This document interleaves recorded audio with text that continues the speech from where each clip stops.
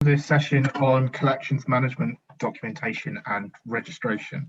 I'm Tom Hopkins. I'm one of the committee members of their museum jobs, and I'm also a curator at the Royal Air Force Museum.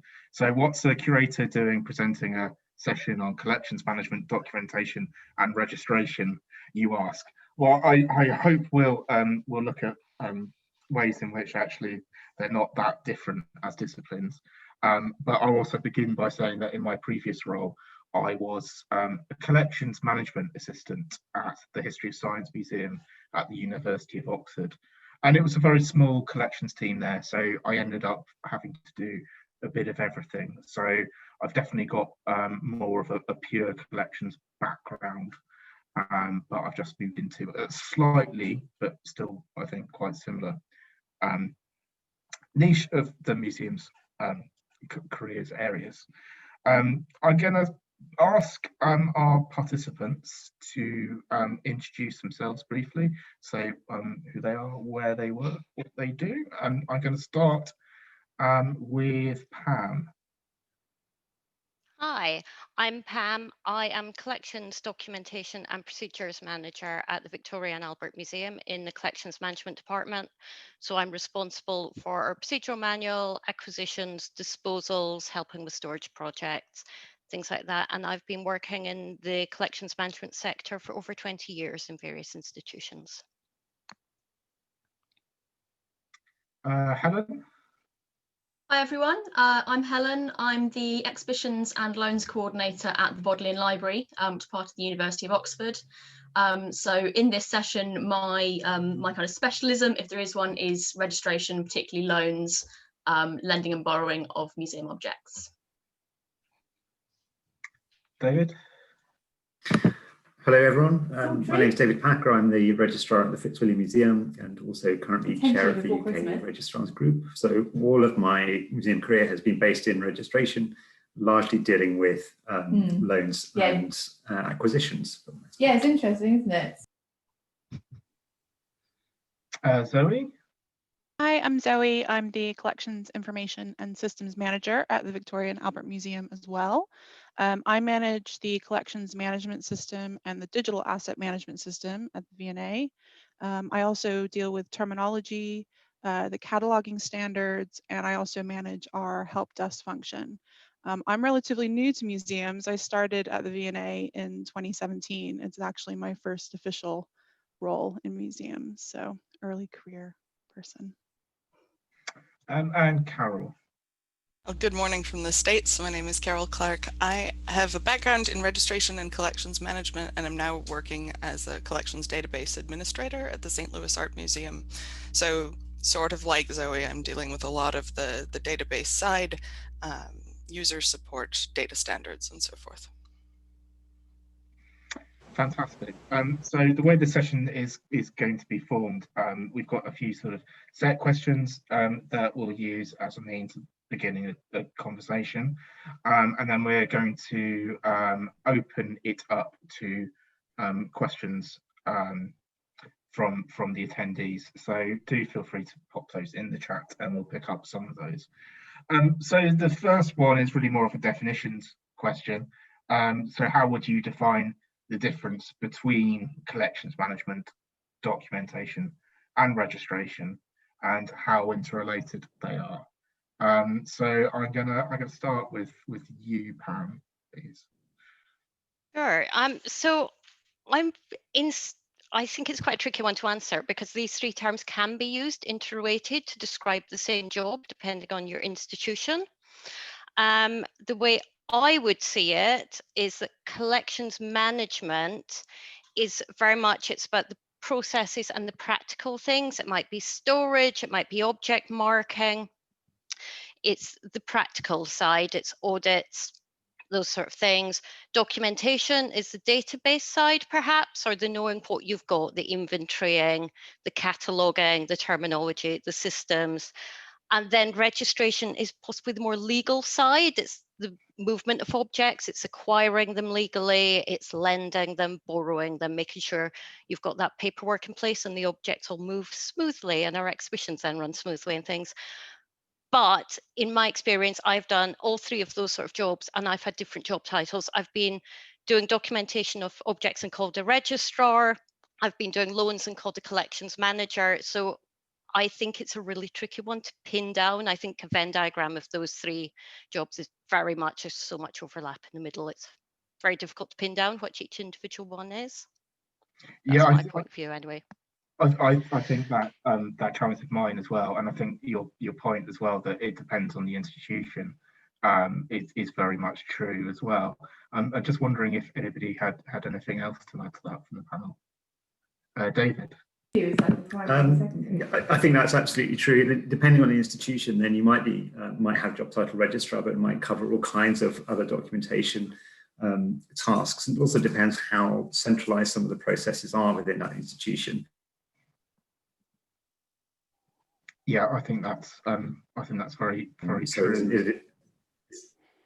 it's not a static thing, and actually, oh, sorry. How is it now? I can hear you now, David. Very good. So it's not a static position necessarily. So as other things come along, like compliance issues to do with air freight security and things, and quite often registrar might pick up that area of work because it has a direct bearing on how the institution meets those requirements and obligations. I suppose the other thing is that potentially with registration as well is that the element of the interaction with other institutions and individuals in there outside the institution too. So there is a sort of brokerage stage, I suppose, in terms of how other institutions approach and communicate with the institution that is doing the lending or acquiring or whatever. Helen? I mean, I think the thing that struck me about that question is my thoughts are very similar to Pam's. It's so difficult to define those three things as separate things because they're not. And it's almost not that they're interrelated, they're interdependent. You can't do registration without good procedures to back it up from the collections management side, and you've got to be sure that all of your data is correct, which comes from the documentation side. You can't really do one without the other. So as we've already said, so many roles cover all three in some respects. So yeah, it's very hard to define them. I do have a question about what's the interrelationship and maybe interdependence of those three roles with curatorial roles.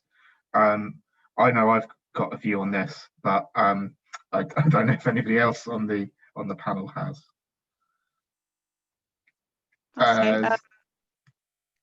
Thanks, Zoe. I was just going to say, I think, well, our collections management department essentially provide the tools in which curators can do their work. So whether that's systems or ways of working or procedures or processes, cataloging standards, whatever it might be. So yeah, we definitely help inform some of the work that they do and help them get their job done at the end of the day as well, and providing that guidance and support to them. I think that's definitely true, but I think it also goes the other way as well, that curators absolutely need to support their collections teams. I saw Carol's hand up. Yeah, I had a thought sort of to echo some of what Zoe was saying. In my experience, curators are focused on being the subject matter experts, whereas the folks on the documentation side, which has frequently been owned by registration, are the ones setting data standards, thinking about indexing on records, discoverability within the collections, that the curators may have that subject matter expertise, but they will often need the support on how to structure that information to make it most useful to the entire museum community and to the public. Yeah, I would say that curators may have a level of knowledge, but that's not always true.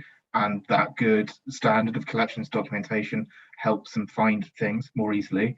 But also by talking to their documentation collections team, if they generate any new knowledge through research, then they can put it back into the system in a way that their successors can find it easily as well. Helen, do you have your hand up? Yeah, I mean, you say kind of what's the relationship between, let's say, collections management and being a curator. I think one of the most important things for being a collections manager is there's a bit of PR involved as well, because it'd be very easy to sit in our offices and work on data and write reports and do that in a complete bubble. But we've got to be able to demonstrate to the rest of our organisations why what we're doing is important. And that includes having that relationship with curators. Quite often, people working in subject specialist areas, they don't want to be filling in spreadsheets and submitting reports and doing these things that might be seen as kind of extraneous activities that are distracting them from writing their next paper or their next talk or whatever. But if we can really sell the motivation behind why collections management is important and really prove that there is a benefit to the collection and to their work, then you've won half the battle there. Yeah, fantastic. I think advocacy is such an important that's the word thing. I was after. Yeah, such an important skill in these sorts of areas. We've been hearing a lot of words like relationships, and David, you spoke of registrars often being brokers between different institutions. I'd sort of really like to ask what sort of skills you think these three jobs are, what the key skills that are needed to sort of succeed at them.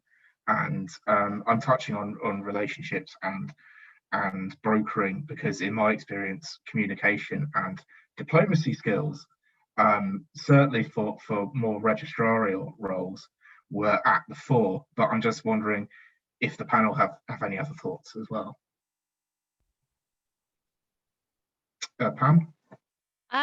I would say that something that's really important is being diplomacy. able to calm under pressure. I think it's really important because you do get a lot of pressure in this job. There's a lot of people coming. We're problem solvers quite often, I think. And there's a lot of stressed people who come because they can't find that object. It needs to go on loan and it needs to be done. So being able to stay calm under pressure, being able to be flexible and deal with all these different things that get thrown at you, I think that is a key, as well as you said, the diplomacy, the communication skills for then dealing with all these people. And I think there's something about a level of curiosity as well, because really people go and finding out where the problems are so we can fix them and digging around. That's the skills I would look for in someone, and I think are really key. I think there's nothing more satisfying than solving a big documentation puzzle sometimes. And unfortunately, I still get to do that as a curator.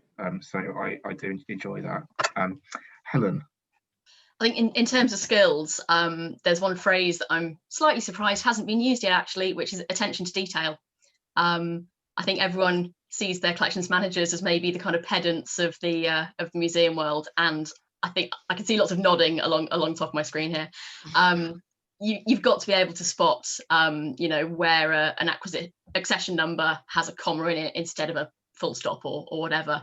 That attention to detail kind of might drive some people completely crazy, but it's absolutely vital. You can't really be slapdash about documentation because it's just going to break the whole thing. So that's probably top of the skills list for me. Yeah, I would agree with that. I'm thinking of things like collections paperwork, things like transfer of title forms, that if you forget to do it, then you could be in a whole lot of trouble. And movement slips and all sorts of things like that, recording object location. Did anybody else have anything to add to skills? Carol, if I could go to you. So I don't know if it would be a skill as much as an attribute, but where Pam was talking about calm under pressure, the flip side of that is that worst case scenario disaster planning, that you need to be able to imagine all the things that could go wrong while not getting upset about the possibility, in order to think strategically about how to prevent or respond to things when they do go not the way you might intend. Yeah, I think definitely true. And if we've got time for it, I do have a question about career lowlights. So maybe some people will be able to share some disasters if they feel up to it, but no pressure. David.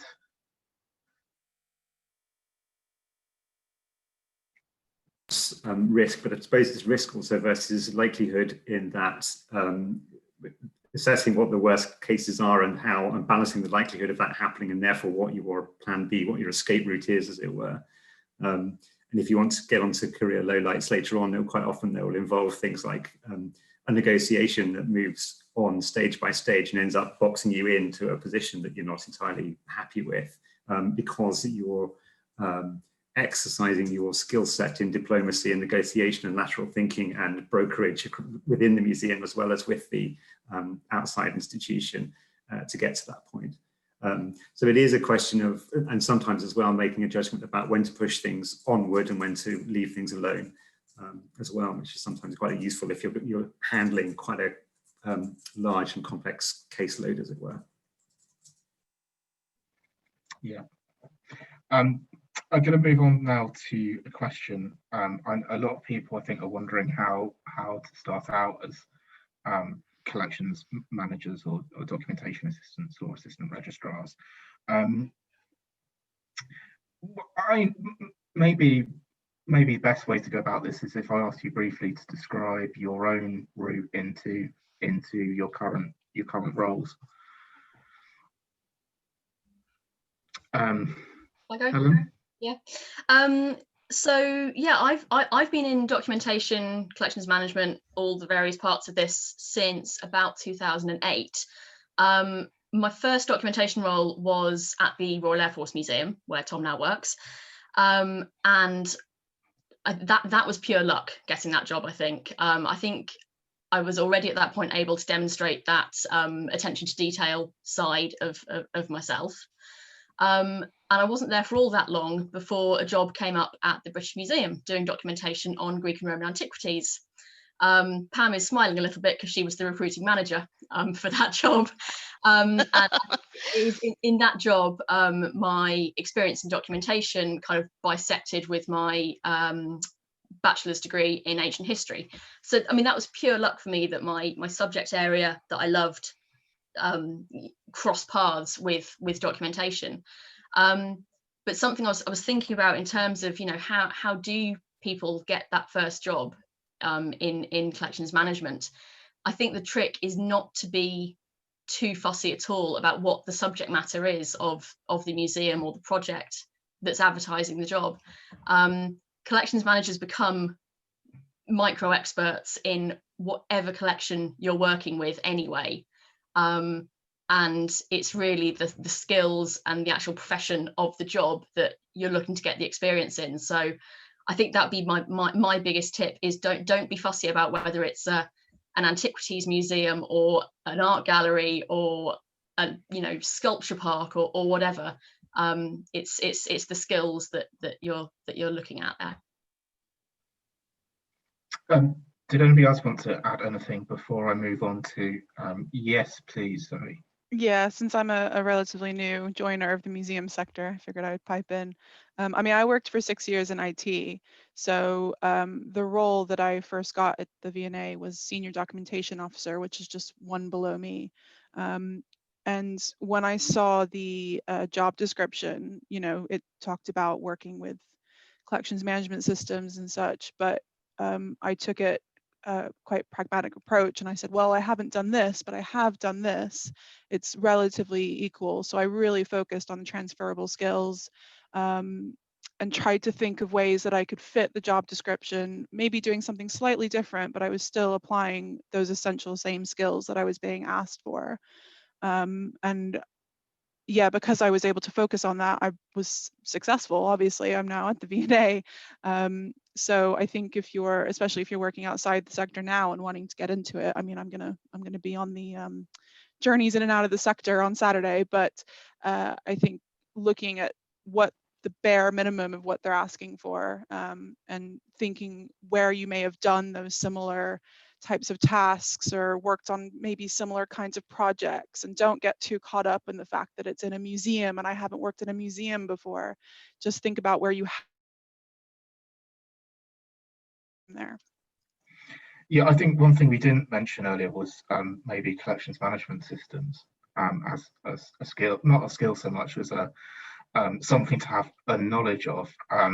But I think you could make the argument that if you've worked with any particular kind of sophisticated system, or even if you've been using Excel or I know back in the day a bit, but Access at an advanced level, I think you could probably make that case. Are there any other ways in which you could get experience, relevant experience, without having to commit to substantial amounts of voluntary work? Because I think we're all aware of the problems of asking people for unpaid labour before they start even an entry-level job.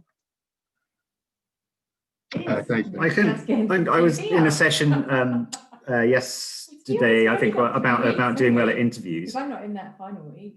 And the subject came up at that point about any previous work that you had performed can actually equip you well with the skill set that you might need for that particular job. It doesn't have to be related to museums. And the thing is, any job that you've done does give you something. You always learn something or other.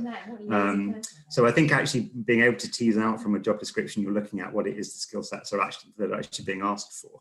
And the other thing is, if you are looking about getting into the sector, the other thing is to be open-minded about the kind of function, kind of role that you might go for as well, because actually there's an awful lot more than is advertised that widely available in museum work, and it could be a sector that you hadn't really considered, or an area of work within a museum that you hadn't really considered before.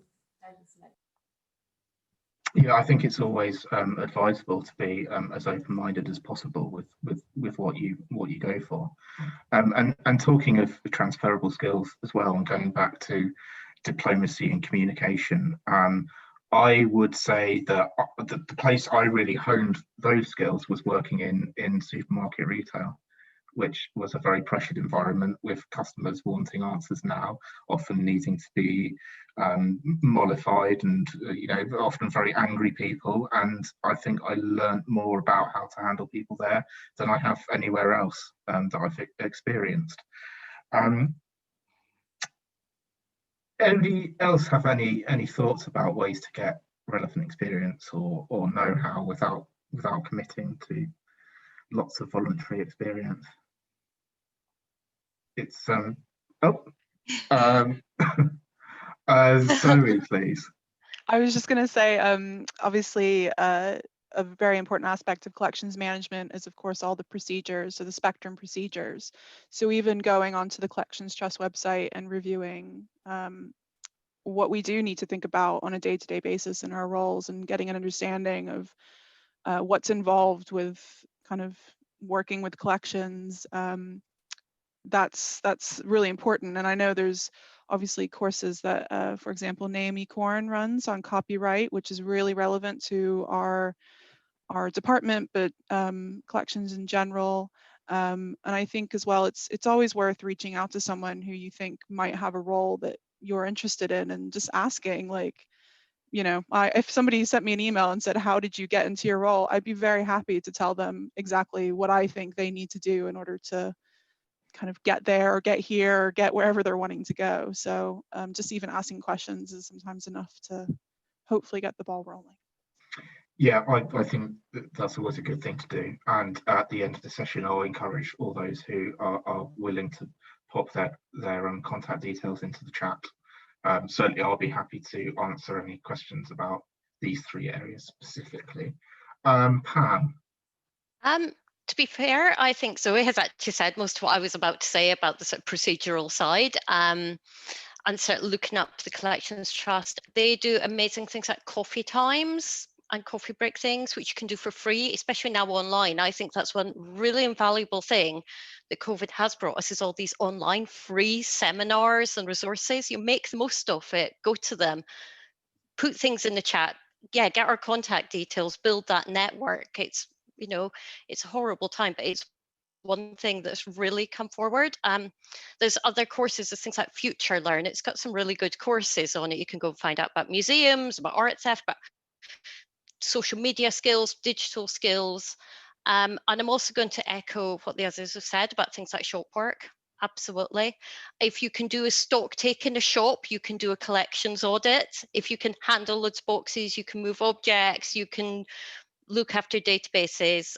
They're all really invaluable. And I think what came out when we were talking earlier about the skills, none of us actually mentioned, can you use a museum database? Can you identify a Bronze Age sword? It's soft skills we're looking for, and really focus on them and build them up, because we'll train you to use the database, exact database or whatever. We need those soft skills that you can bring to us.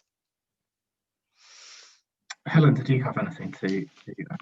It was another shout out of Collections Trust, I'm afraid. Yeah. You know, I noticed yesterday that their entire 2020 conference is currently available on YouTube. So that's another resource. And yeah, big up Collections Trust website.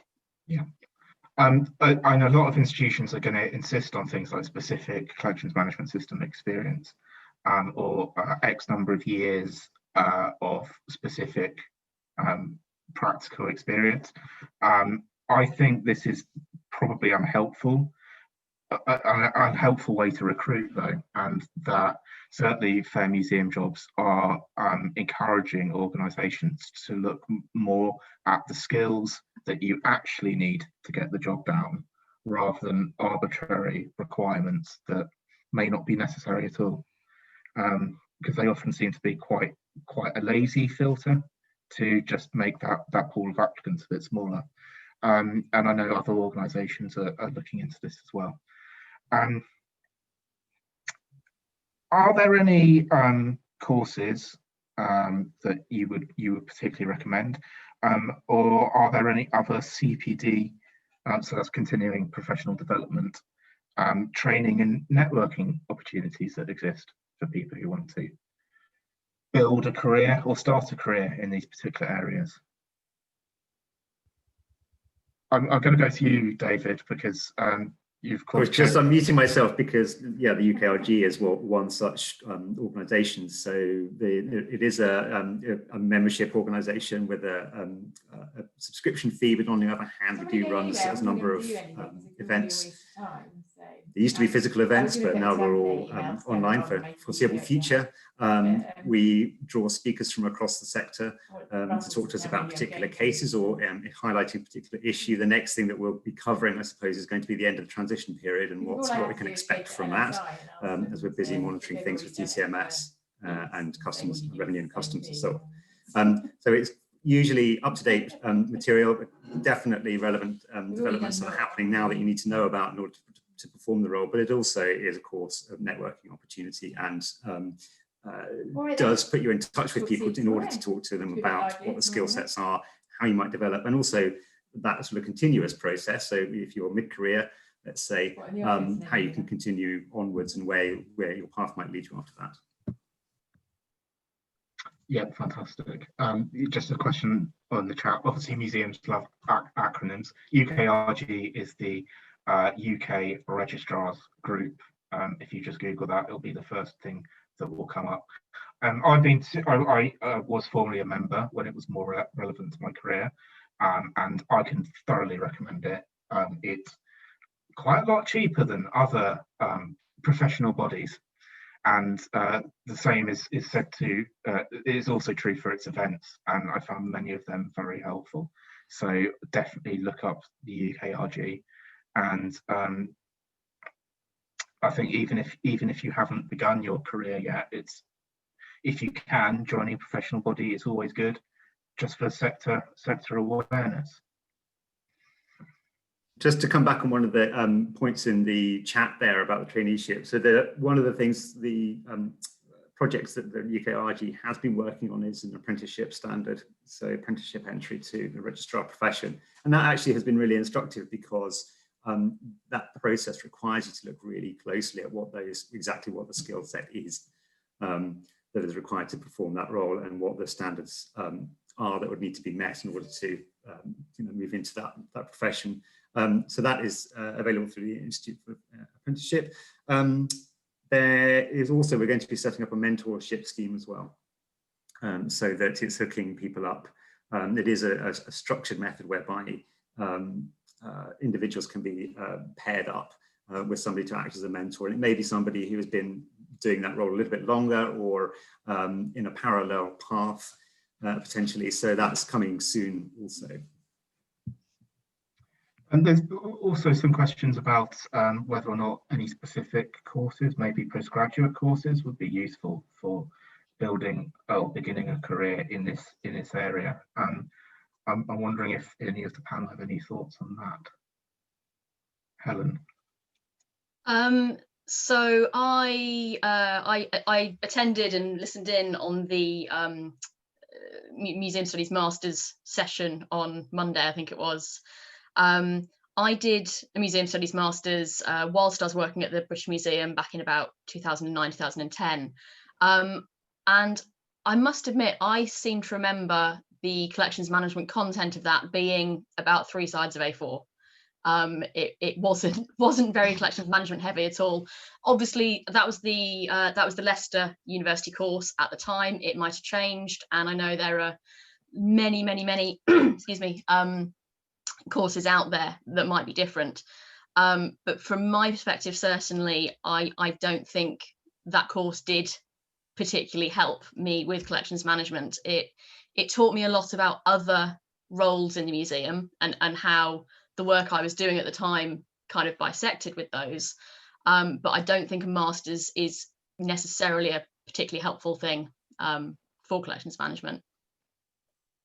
Sorry. Yeah, fine. No, I agree. I think it was the same. So I did the London course, and it was the same kind of thing. There was one module really on collections management, being a registrar, and didn't get too caught up into it. It was sort of an illustration really of the, an area that you could do, and actually anything else in detail I learned on the job. As you said, what it does give you is the context ethos around it all, how it does fit into the bigger picture. But yeah, it's not vocational preparational training for this area of work particularly, I don't think. I get the sense at the moment there is a little bit of a retreat. I mean, that to me, 20 years ago, then basically that was a prerequisite.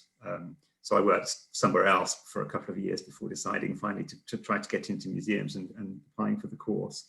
And at that time, that was pretty much what you had to do.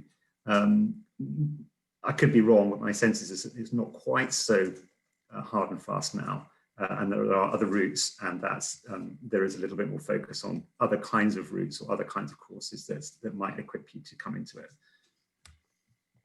I think this is obviously an area in which Fair Museum Jobs has definite views.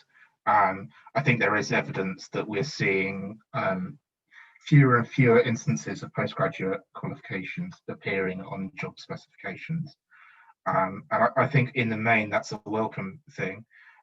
But I also think it's really important that however we recruit, we look at recruiting in a way that allows as many routes as possible into the sector. And actually studying a course is a perfectly good way to develop skills. But I think the feeling is that maybe it's not going to give you the practical hands-on experience that you really need to flourish in these particular areas. And my professional experience, the stuff that comes up is just so weird that you can't really predict it a lot of the time. There's a lot of spreadsheet time, but things happen as well that come out of nowhere and create a lot of work, and you can have disastrous days that you weren't expecting. I think now I'm going to ask about career. I'm going to start with career lowlights first, and then I'm going to end on highlights, because I think nobody wants to end on a downer, do they? So does anybody have a career lowlight that they would share, or just an aspect of their job that they don't enjoy that much compared to some of the others? Zoe. Yes, so because I manage our database of collections, so technology is involved in that. And it's quite an old piece of technology. We do have problems with it. So we would have someone who did what they think was a very simple search. They were checking how many objects had been audited on a certain day in a certain room by a certain person. And this basically locked the entire system down, and nobody was able to update locations, nobody was able to edit things.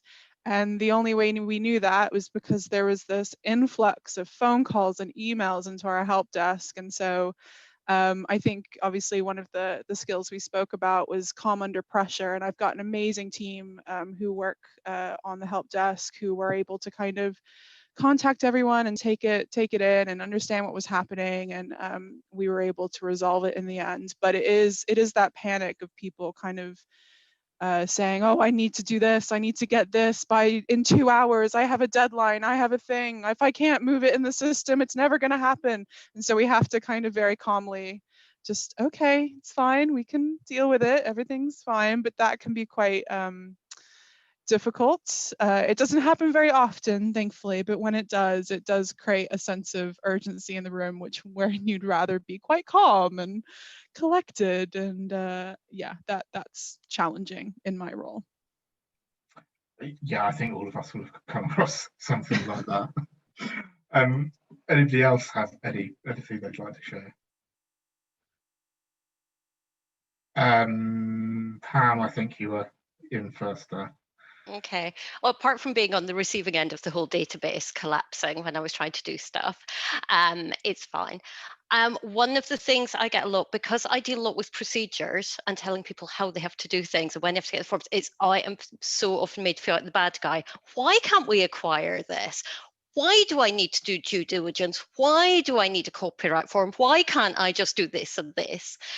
So there's a lot of, you go home and then just think, am I really that bad a person? I'm the person who's really just telling everyone they can't do things. Am I the bad guy? So there can be shades of that in the job, which can be, yeah, quite depressing sometimes. Not very often, but just sometimes. I can see Helen and David nodding. All of us who deal with paperwork and the legal side and compliance, I think, deal with that. Also, I deal with all the damage reports in the museum. So I don't handle objects very often, but yes. So I am the first person who sees and collates damage reports across the museum. So I get to find all the bad things that visitors have done or that staff have done, that sort of thing. And then sometimes have to pass that on and make sure it's being dealt with properly as well, which is not a fun side of the job. Although some of the incidents are quite fun. The public cannot be trusted with objects. Yes, I can imagine. Helen.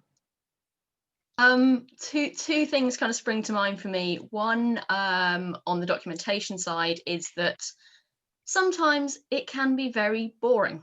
When you're editing the same piece of information in 76 different records, and for some reason you can't do a great big edit on it, some tasks can get very, very repetitive. You get the overall satisfaction at the end of that of knowing that you've improved the records and you've left things in a better state to how you found them, but you've got to deal with that period of time where what you're doing isn't particularly mentally challenging, perhaps. The other low light for me, I think, and probably more pertinent to what I do now, is that despite our best efforts sometimes to plan every single moment of a loan, things do go wrong with loans. And that can be absolutely heartbreaking when you get a courier phoning you from some university town in Germany that you've never heard of. And they say, I'm at the venue and the display case isn't anything like what they told us it's going to be. I don't think it's secure. What do I do? And at that moment, you know, that's your afternoon gone dealing with this. And you just think, why did I do all that planning? But these things do happen, and you have to kind of turn it on its head and say, okay, I'm not going to focus on the problem that we've got here. We just need to find a solution. again, that takes a certain kind of mental strength to get through those days. I'm going to add, as you touched upon, sort of courier trips. Actually, the travel is sometimes seen as the glamorous side of being a registrar, and it's actually pretty horrible.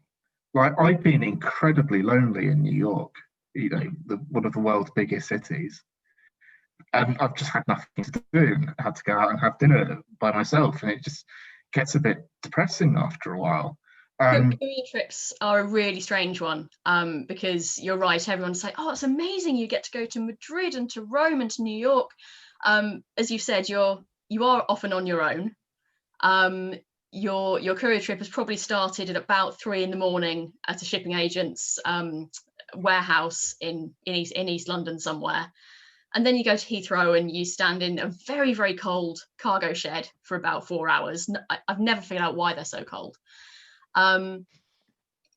It's very long days. It is very hard work. It's not a holiday, as a lot of people often seem to think. I'm not saying it's not a huge privilege to get to travel with museum objects, but it is hard work as well. It is, and then you've got the installation to face as well. Oh yeah, and that. a lot of time standing up on hard floors, doing nothing and waiting for other people to sort themselves out. Anybody else have any lowlights or anything? Carol? I think patience is just critical to so many aspects of what we do, whether it is waiting around the cargo shed or recognizing that your institution may not change at the pace that you wish they could.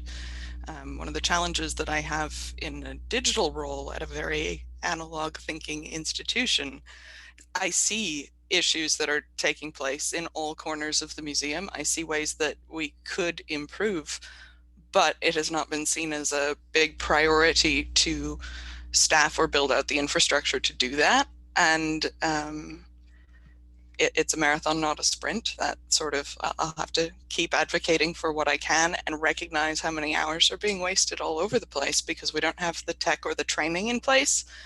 And they will improve when they're ready. But meanwhile, it's hard to watch.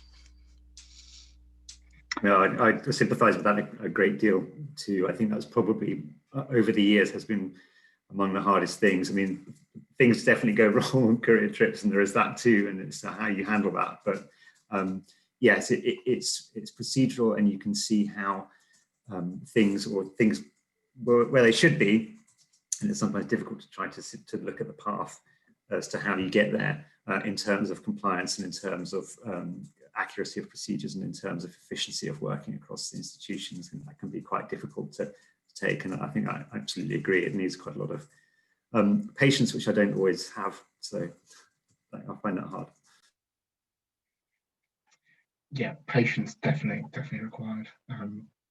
And a lot of frustration as well, I think, that these areas are maybe not seen as glamorous and as sellable as other areas of museum work, even though they're a critical core function. Career highlights now. Any achievements you're really proud of? Any moments that really stuck with you?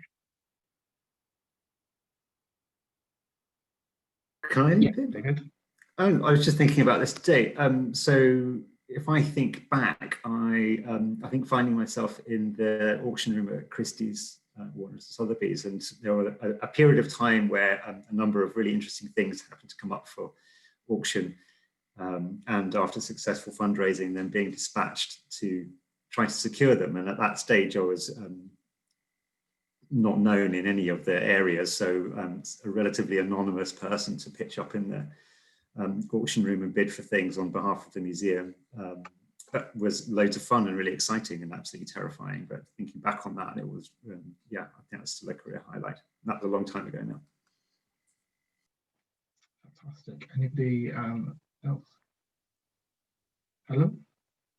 For me, on the loan side, it's seeing any object that I've helped to lend to an exhibition installed, beautifully lit, usually in its display case, with a caption and some interpretation on it that maybe you've not seen before. Maybe it's been interpreted differently, telling a different story to how you know that object, and then getting to stand there and kind of see other visitors coming to look at that. And I do get a huge sense of satisfaction from seeing people enjoying, you know, the fruits of what I've been working on, essentially.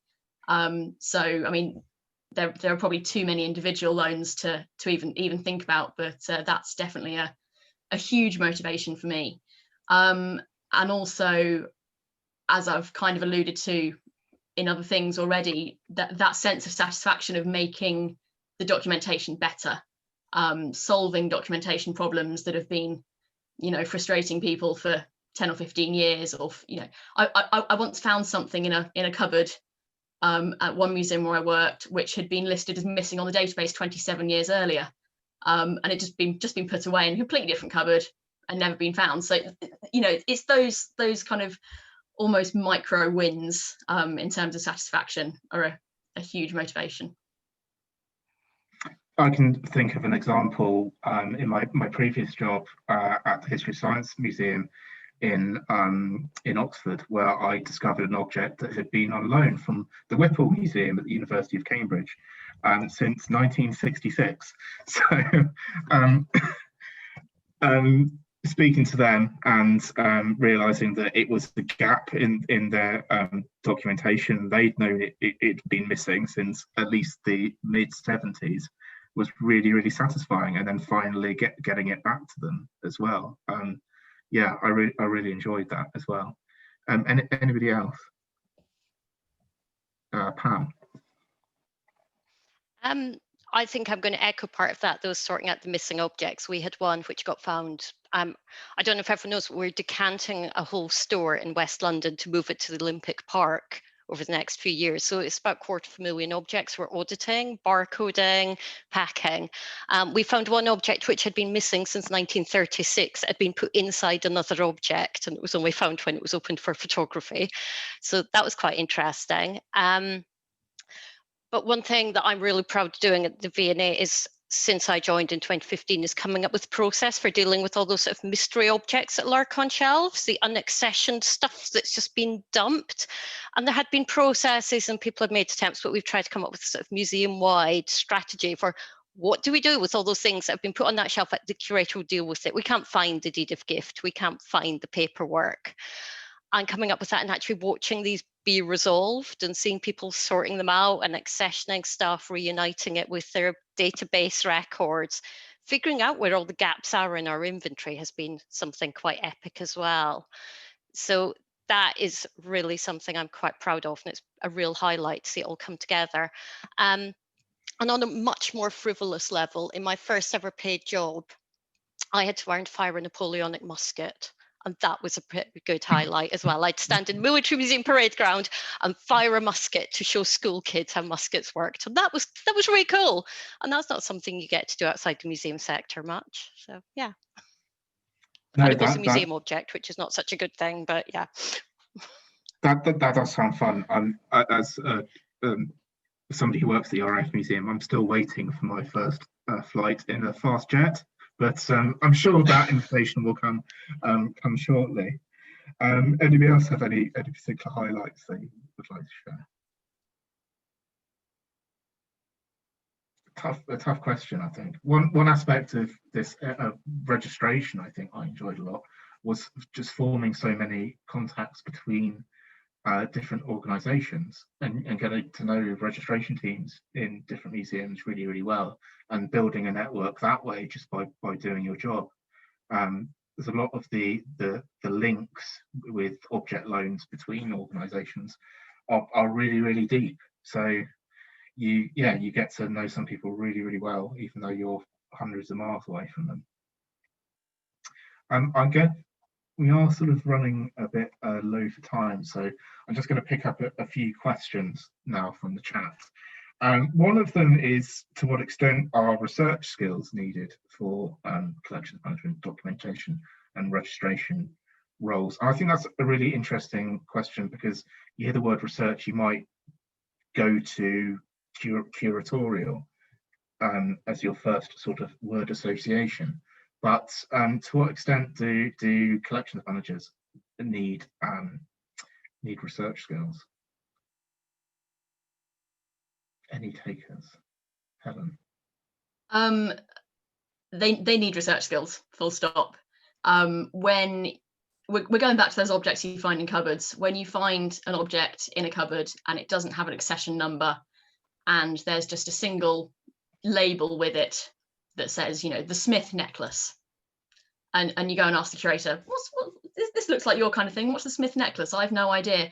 And you start having to go to strange places, like just checking Google, and, you know, has anyone ever written about the Smith necklace? You go back through your database, you look in all kinds of strange corners, and quite often those problems do get solved with just this one tiny clue that connects up with something else. And you've got to be prepared to look in some odd places for your answers. But I think we've probably all got a few stories of satisfying bits of research we've done that have solved collections problems in unusual ways, I think, sometimes. Yeah, I can David? also add in it. Yeah, there's a reference to it earlier as well, particularly with compliance, but due diligence as well. So quite often you might be drawn into to assist with due diligence investigations over an acquisition or a loan in, and it does need a little bit of persistence sometimes to get to the bottom of some of those things, and also a little bit of judgment as to, you know, I think I did see something about the gaps in provenance earlier on in the chat as well, and assessing those and deciding what other routes you might need to pursue in order to try to resolve some of those gaps. Yeah, I think that's really interesting about the missing provenance, and that so often that's a problem that you just have to park until more clues appear. But sometimes a proactive investigation does pay off. For instance, if there is a letter alluding to its existence inside the object itself, which is certainly something that I've encountered before, and it just wasn't catalogued, which I think goes to show how much documentation underpins all of the other activities of the museum.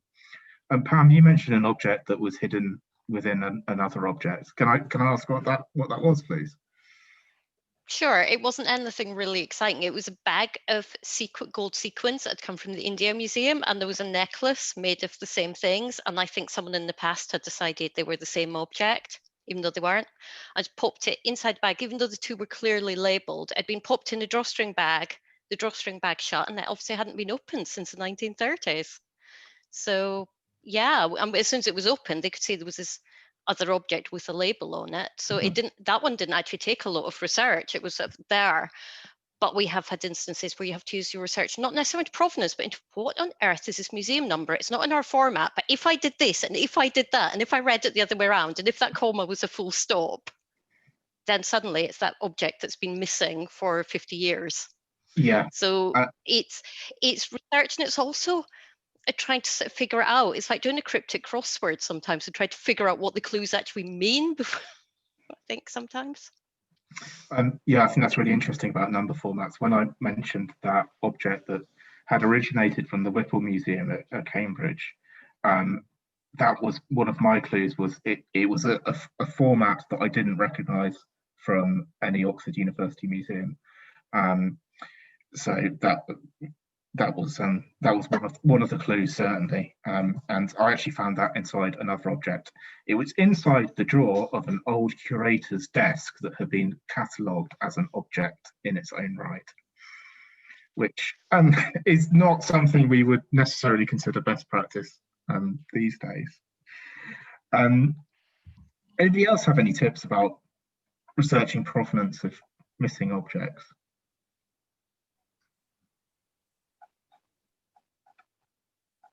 I think so often it is just a case of parking things until other clues appear.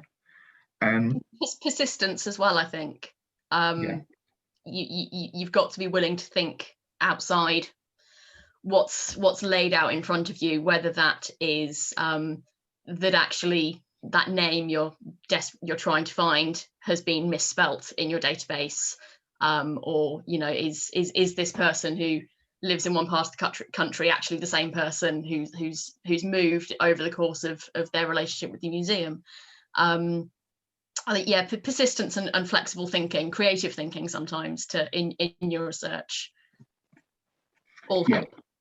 Definitely.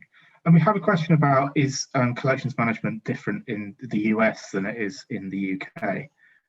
So maybe I can turn to you, Carol, for coming from the US. Are there anything about the UK sector that you find particularly bizarre or different? I think a lot of the challenges seem to be the same. The vocabulary is sometimes different, that referring to documentation as an area of expertise within a museum is starting to take hold, but usually it's just been thought about cataloging within the registration department, and that has been enough. And so the idea that really specialized documentation staff are needed to execute some of our bigger goals, that's a shift that's going on now. But generally the challenges are the same. We still have the messy questions about what is collections management versus registration, and it varies institution to institution, same way. One thing that might make our tasks a bit simpler is that to us an old collection dates to the late 1800s. So we don't have necessarily the length of history and as many different numbering systems to reconcile things like that, but they're still there. Yeah, I think I would say that I've worked for a few museums that were founded in the late 20th century, and they still have massive documentation problems. So as much as we might want to blame everything on our predecessors, so I mean, we should blame everything on our predecessors because they've often made life very difficult for us. We are coming very close to time, so I think we're going to have to leave things there. I'm sorry that we didn't get to answer all of the questions.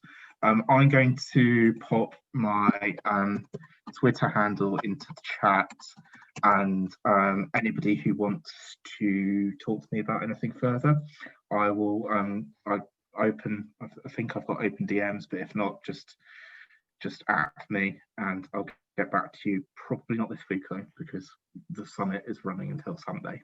So a little bit busy, and I'd encourage the rest of the panel as well, if they're willing to put their contact details into the chat. But again, not obligatory at all. I'd like to thank the panel for what I thought was a really interesting discussion, and I hope it was hopeful and enjoyable for all of you. Yes, we'll leave things there. So thank you everyone for coming. Thank you very much, Tom. Bye. Thank you. Thank you. Everyone.